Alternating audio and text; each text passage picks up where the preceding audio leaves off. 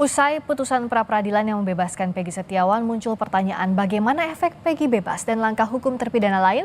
Kita langsung saja berbincang dengan Sugianti, kuasa hukum Peggy Setiawan. Sudah bergabung juga Peggy Setiawan di layar Sapa Indonesia Malam Kompas TV.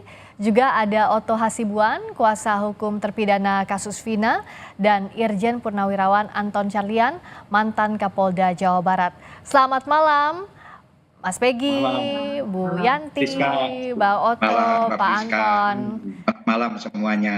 Selamat malam. Saya tentu ke Mas Peggy dulu. Mas Peggy, istirahatnya cukup setelah bebas? Pertama, Assalamualaikum warahmatullahi wabarakatuh. Untuk Waalaikumsalam. istirahat sejauh ini masih belum sih, masih kurang. Masih belum istirahat ya, tapi sudah pulang ke Cirebon kan ya? Bagaimana apa yang ada di pikirannya Mas Peggy saat melihat kembali rumah yang tidak ditemui selama 49 hari ini? Alhamdulillah itu terasa seperti mimpi. Saya sangat bahagia, sangat tidak bisa digambarkan kata. Pokoknya saya seperti mimpi aja, pokoknya sangat luar biasa bangga. Tampaknya Terharu. ya, Mas Peggy tampaknya masih terharu ya. Ya terharu banget. Alhamdulillah. Bagaimana Mas Peggy melihat perjuangan tim kuasa hukum dan juga Mas Peggy sampai ada di titik ini? Sangat luar biasa. Saya sangat mengapresiasi dari pihak PH saya, itu sangat berjuang mati-matian. Siang malam mereka berjuang luar biasa. Saya sangat bangga memiliki mereka semua. Bangga sekali. Saya melihat Mas Peggy saat ini terharu, saya teringat momen pada saat awal konferensi pers. Di saat itu masih teringat wajah Mas Peggy mengatakan bahwa memberikan kode bukan Mas Peggy pelakunya pada saat itu, begitu ya Mas Peggy. Apa yang membuat Peggy saat itu bisa berani? Karena mulai dari spontan dari hati nurani saya bahwa saya memang tidak melakukan kejahatan seperti itu, bahwa saya merasa benar karena saya tidak pernah memiliki dendam kepada siapapun, saya tidak pernah memiliki niatan jahat kepada siapapun. Ya itu prinsip saya. Karena saya juga tidak mau membohongi semua rakyat. Kalau saya diam berarti itu saya membohongi masyarakat seluruh Indonesia dan saya menghancurkan harkat martabat keluarga saya. Dan Mas Peggy yakin betul bahwa Mas Peggy tidak terlibat apapun dalam kasus ini? Sangat yakin, karena itu adalah pengalaman hidup saya ngalami, saya yang tahu semuanya, jadi saya yakin pada diri saya sendiri bahwa saya tidak pernah melakukan itu, tidak pernah terlibat. Mas Peggy tolong diceritakan waktu awal saat bebas itu kan Mas Peggy bercerita waktu awal ditangkap itu sempat ada pemukulan. Tapi juga tadi di petang tadi Mas Peggy bilang bahwa kalau dari tahanan, polisi di tahanan itu semakin lama memberikan perlakuan yang baik. Nah bagaimana perbedaan perlakuan yang dirasakan selama 49 hari ini Mas Peggy? Waktu yang pertama itu ya saya udah melupakan itu karena itu wajar lah, biasa. Saya udah mengikhlaskan itu karena ya semacam itu kan mungkin ada kewajaran. Jadi setelah itu kan di Tahti itu terutama saya sangat luar biasa. Sama sekali di dalam Tahti itu tidak ada pemukulan, tidak ada kekerasan. Mereka menyambut saya dengan baik. Mereka juga mengapa membiarkan saya pulang juga dengan baik, terus salah perpisahan dengan baik. Alhamdulillah mereka di dalam sana semua baik, perlakuan penjaga itu sangat baik sekali, selama pada pawas-pawas dan para tim-tim lain sangat baik, dan rekan-rekan yang ada di dalam itu sangat luar biasa. Selalu memotivasi saya, selalu membuat saya menjadi lebih percaya bahwa pertolongan Allah itu bisa ada. Jadi mohon maaf waktu Mas Peggy cerita bahwa ada sempat dipukul di bagian mata atau sempat dibekap dengan plastik, itu akan bersama dengan kuasa hukum, akankah itu dilaporkan kembali perbuatan tidak menyenangkan itu atau seperti apa? Pertama, saya sudah mengikhlaskan karena itu adalah pertama awal saya masuk di pihak penyidikan.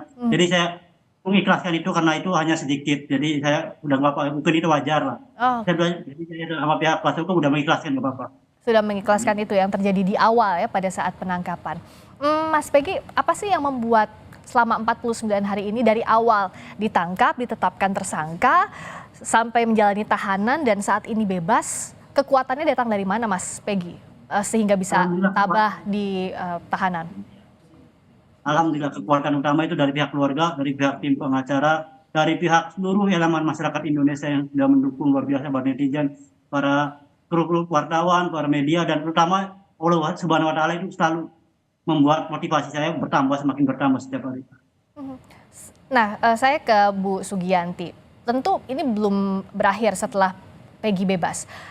Karena kan yang berikutnya, apakah ganti rugi ini sudah diajukan untuk permohonannya, restitusinya, baik itu material, imaterial, dan juga permohonan rehabilitasi. Sampai di mana prosesnya, Bu Yanti?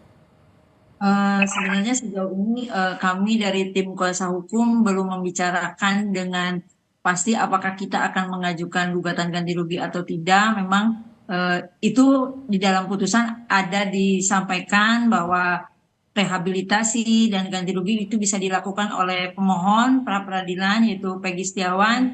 Namun kami dengan tim masih membicarakan itu dan belum sampai kepada pembuatan gugatan, belum masih pembicaraan, masih dalam pembicaraan, masih wacana dalam tim saja. Tapi ini akan dilakukan, artinya upaya hukum ini akan dilakukan oleh tim kuasa hukum? Nah, kalau tim mungkin akan ke arah situ karena memang ini adalah gugatan perdata, tapi kami pun akan meminta persetujuan dari keluarga apakah memang akan diajukan ganti rugi tersebut atau tidak. Mungkin kami akan kembali juga nanti berbicara, berkoordinasi dengan keluarga. Oke, kalau ini tidak hanya Peggy Setiawan setelah mendapatkan putusan pra peradilan yang membatalkan demi hukum status tersangkanya, saya ke Bang Oto. Bagaimana dengan terpidana lain di kasus ini?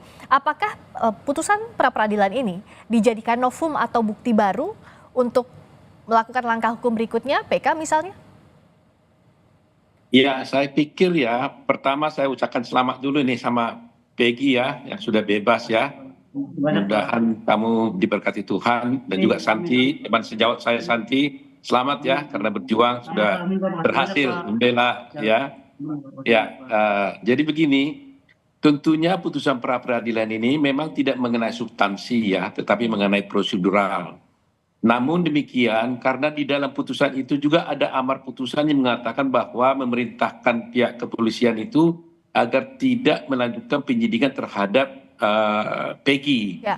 Nah, sehingga menjadi pertanyaan kita adalah sebenarnya Peggy ini ada nggak sebenarnya dalam kasus ini? Kan menjadi pertanyaan kita ini sekarang. Nah, kalau nanti polisi nanti tidak jadi melanjutkan penyidikan terhadap kasusnya Peggy karena dia sudah dibatalkan tersangkanya, lantas bagaimana skenario yang ada di dalam dakwaan jaksa selama ini? Dakwaan jaksa selama ini mengatakan ada peran 11 orang melakukan pembunuhan berencana terhadap Vina. Nah, kalau 3 orang itu tidak ada terpenggal, 2 orang sudah fiktif, tambah 1 orang Peggy ini tidak jelas lagi urusannya. Lantas bagaimana terjadi suatu peristiwa pidana yang orangnya sendiri hanya 8, tapi dituduhkan ada 11 orang. Nah, ini saya kira akan baik juga akan menjadi bahan buat kami untuk mengajukan PK terhadap terpidana yang 5 orang. Walaupun sebenarnya dengan bukti-bukti yang ada pun menurut kami sudah cukup telak lah bahwa dengan adanya dua dinyatakan sebagai fiktif, maka ini sudah cukup alasan sebenarnya untuk mengatakan bahwa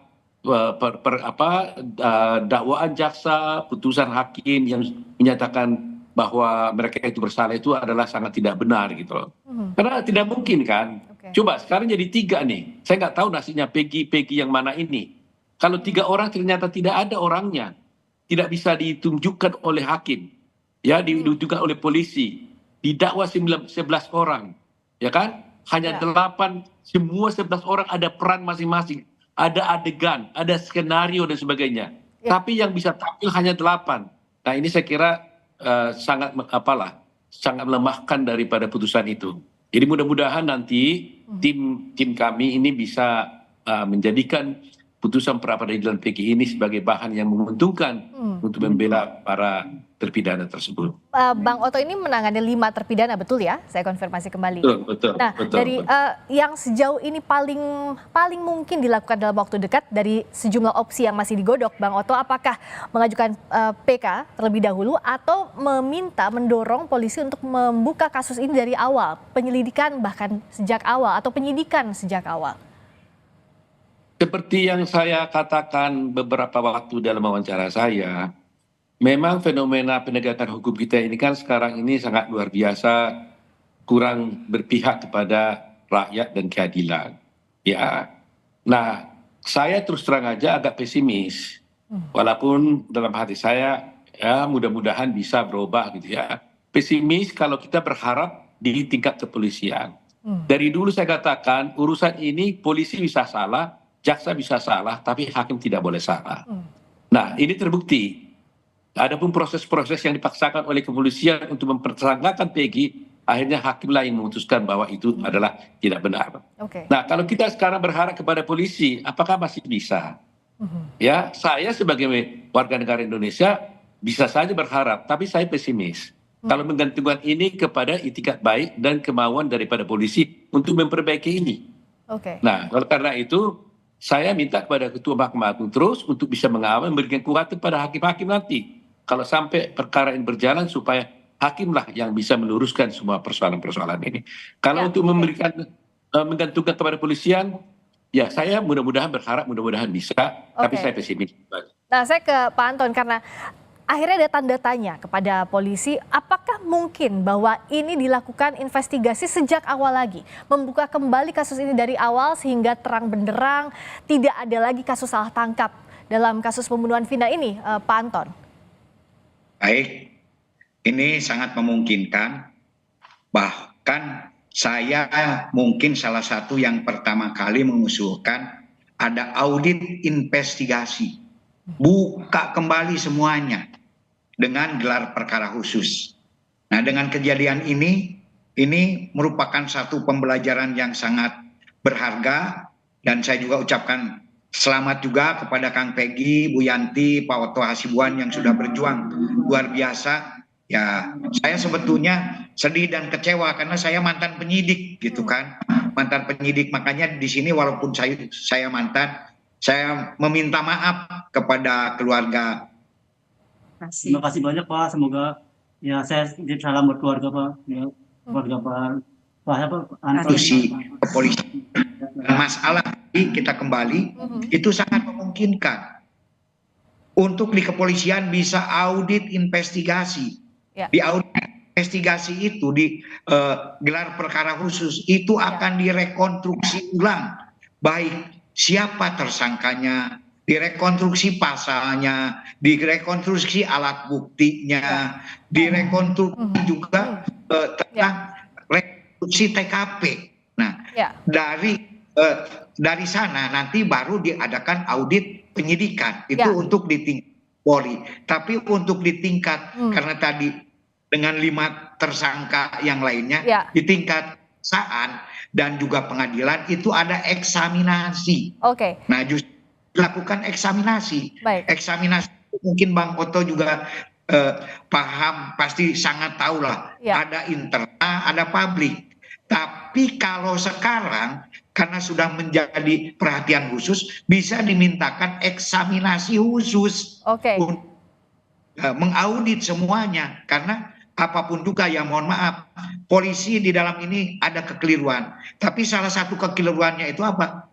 Keterangan saksi yang menyatakan bahwa Peggy Peron itu adalah Peggy Setiawan. Ya, Pak Anton, izin saya bertanya, karena tadi bisa didorong audit investigasi untuk mengungkap lagi sejak awal, termasuk audit penyidikan. Apakah perlu ayah dari almarhum Eki, Rudiana, ini dihadirkan atau diperiksa lagi? Karena kan bagaimana Pak Anton melihatnya? Pada saat 2016 lalu, Ibtu Rudiana pada saat itu Pak Kata Ibtu di narkoba, di kasat narkoba, tapi ikut menangani kasus ini di penyidikan. Apakah ada yang tidak biasa dalam hal ini, Pak Anton? Justru di audit penyidikan itu nanti penyidik-penyidik lama pun juga harus dihadirkan termasuk pelapor. Apakah di sini ada sebuah kesalahan prosedur atau tidak? Bahkan di awal pun juga tolong propam turun. Siapa yang tidak sesuai dengan prosedur agar segera ditindaklanjuti. Nah, apakah himbauan saya dari awal itu ditindaklanjuti dengan serius atau tidak? Karena ini bahaya. Karena apabila salah tangkap, saya dulu diwanti-wanti, itu adalah pelanggaran HAM yang serius. Dan apabila ada saksi yang menyatakan misalkan yang bukan tersangka dijadikan tersangka, itu diancam 242 sumpah palsu 9 tahun ancamannya. Saya sekali mengatakan demikian. Nah, justru di sini pun juga ini ada juga kesaksian yang mungkin harus diulangi lagi. harus direkonstruksi sehingga polisi pun juga jadi tersesat. Artinya Mohon Pak maaf, Anton, Pak Anton, kasus apakah jadi ini semuanya harus diaudit ulang, termasuk kenapa saya tanyakan soal ayah Eki, karena kan terakhir Pak Anton juga tadi menyebutkan soal Propam. Propam dan Itwasum sudah memeriksa ayah dari Eki dan dikatakan bahwa tidak ada pelanggaran etik yang dilakukan. Nah, kalau dengan putusan pra peradilan ini, apakah artinya yang pemeriksaan dilakukan Propam dan Itwasum itu harus diulang kembali pula? ya saya kira harus diulang karena ini adalah keputusan hukum yang final dan kita baru dibuka mata institusi kepolisian ada kekeliruan dalam proses penyidikan ini. Harus mau tidak mau gitu kan. Dan ini jangan sampai terulang kembali. Ini pembelajaran pahit. Ya saya juga malu sebetulnya, waduh kok begini adik-adik saya, bukan berarti saya lebih baik, tidak juga, tapi ini harus jadi satu cambuk yang luar biasa. Ya mungkin nanti dilibatkan juga komponen-komponen eksternal baik dari LSM atau lain-lain untuk bisa masuk tim audit penyidikan ini, termasuk Kompolnas, dan juga memang harus dikawal dengan serius sehingga bisa mendapatkan ya apapun juga. Dengan adanya ini otomatis trust publik kepada kepolisian akan menurun. Saya juga sangat sedih, Bang Oto saja udah nggak percaya coba sama Polri. Saya sedih sebetulnya, tapi insya Allah dengan keseriusan semua pihak, nah sehingga kita pun juga bisa meluruskan penyidikan ini sesuai yang diharapkan. Oke, Itu siapa yang harus memerintahkan untuk misalnya audit investigasi? Apakah Kapolri yang harus memerintahkan langsung? ya bisa Kapolri memerintahkan Kabareskrim karena ini ranah Kabareskrim, dan juga memerintahkan Irwasum, ada Itsus di 5 Itsus 5 gitu khusus untuk audit penyidikan. Jadi Irwasum yang bekerja sama dengan Bareskrim, kan ada Wasidik pengawasan penyidikan, tapi khusus untuk audit penyidikan itu ada di Irwasum. Bisa perintahkan agar betul-betul serius dan dikawal karena ini ditonton oleh seluruh masyarakat Indonesia gitu. Oke, kalau dari sisinya Peggy kan sekarang sudah bebas. Tapi ada terpidana lain yang saat ini juga akan mengajukan langkah hukum lainnya menyusul Peggy putusan pra peradilannya dikabulkan oleh hakim. Bagaimana Peggy memberikan semangat untuk terpidana lainnya, atau apa yang ingin Peggy sampaikan kepada terpidana lainnya yang juga saat ini sedang mencari keadilan dalam kasus Vina? Sama buat yang mau saya sampaikan kepada mereka semua, jika memang mereka tidak bersalah, ayo buktikan. Kita bangkit, jangan pernah takut kepada siapapun. Kalau kita benar, jangan pernah takut, ayo maju terus, meskipun taruhan nyawa sekalipun. Jangan pernah gentar, siapapun lawan kamu, ayo kita bangkit. Ungkapkan yang kebenaran, yang supaya yang benar tetap benar, yang salah tetap salah. Biar tegakkan keadilan. Allahu Akbar. Jadi berani untuk membuktikan, kalaupun tidak salah, yakin tidak salah, ayo sama-sama buktikan. Kalau dari Bu Sugianti, informasi juga kan akan memidanakan Aep dan Sudirman, akan melaporkan soal keterangan palsu. Ini sudah dilaporkan atau kapan akan dilaporkannya? Mungkin nanti nunggu Peggy istirahat dulu untuk 2 atau 1 minggu ke depan kita akan berbicara lagi dengan tim kuasa hukum yang lain. Apakah laporan akan dilaksanakan pada minggu depan atau langkahnya seperti apa? Mungkin nanti kita akan bicara lagi dengan tim. Saya berharap bahwa kepada 5 terpidana itu kalau memang mereka tidak bersalah, tolong tadi Pak Anton juga udah bicara dilakukan kembali pemeriksaan karena memang ini ada pelapornya, maka harus dilakukan pemanggilan terlebih dahulu seperti yang kemarin ahli katakan. Kalau ada pelapor harus dilakukan pemanggilan terlebih dahulu kecuali memang tertangkap tangan seperti itu. Bang Oto juga yang membantu terpidana lainnya untuk mencari keadilan dalam kasus ini, di mana bisa memulai untuk mencari keadilan? Karena kan ada banyak spektrum yang sekarang harus dijalani. Satu, keadilan dari sisi korban. Korban tentu ingin tahu siapa yang sebenarnya membunuh Vina dan Eki. Tapi dari terpidana yang merasa bahwa dirinya tidak terlibat juga kan butuh untuk mencari keadilan. Bagaimana Bang Oto melihat ini? Jadi gini ya, tadi seperti yang dijelaskan Pak Anton, kan ada upaya usulan-usulan tadi agar polisi ini melakukan suatu eksaminasi dan sebagainya. Tapi bagi klien kami terpidana yang lain, ingat mereka itu hukumannya seumur hidup loh. Ya, nggak main-main gitu ya. Jadi ada 2 fase yang harus kita pikirkan atau 2 hal. Pertama, apapun yang dilakukan polisi untuk memperbaiki dirinya tidak mengubah hukuman terhadap terpidana ini. Mau dihukum, mau disaksi apapun para penyidik ini nggak ada dampaknya kepada terpidana. Terpidana tetap terpidana dan itu dihukum seumur hidup. Ya. Itu akibatnya. Nah, oleh karena itu bagi kami adalah pertama tentunya, walaupun saya katakan pesimis, tapi saya tetap berharap agar polisi nggak usah ditekan-tekan, nggak usah diomongin, berinisiatiflah memperbaiki penyidikan ini dengan baik, ya kan? Nah, itu satu. Kedua, saya berharap nanti apabila kami sudah membuat PK, itulah harapan satu-satunya buat terpidana ini agar bisa dia bebas. Sebab tanpa adanya PK, nggak bisa dia dibebaskan, kecuali umpamanya oleh Presiden, ya. Tapi itu pun juga mungkin kalau dengan gerasi kan harus ada pengakuan, ya kan? Itu persoalannya. Jadi harapan kita adalah paralel. Pertama, polisi berbenah diri, memperbaiki semuanya dengan baik, nggak perlu ada malu-malu. Itu semua manusia bisa salah, ataukah yang salah juga ada, hakim yang salah bisa juga ada, polisi yang salah juga ada. Tapi jangan karena kita ingin membela Kors, akhirnya kita tutupi, itu akan lebih buruk buat penegakan hukum kita. Terbuka saja sekarang, buka saja kasusnya apa adanya, masyarakat juga orang-orang baik kok. Alasan pemaaf kok kita ini. Kita tidak bermaksud atau tidak ingin orang itu dihukum, tidak.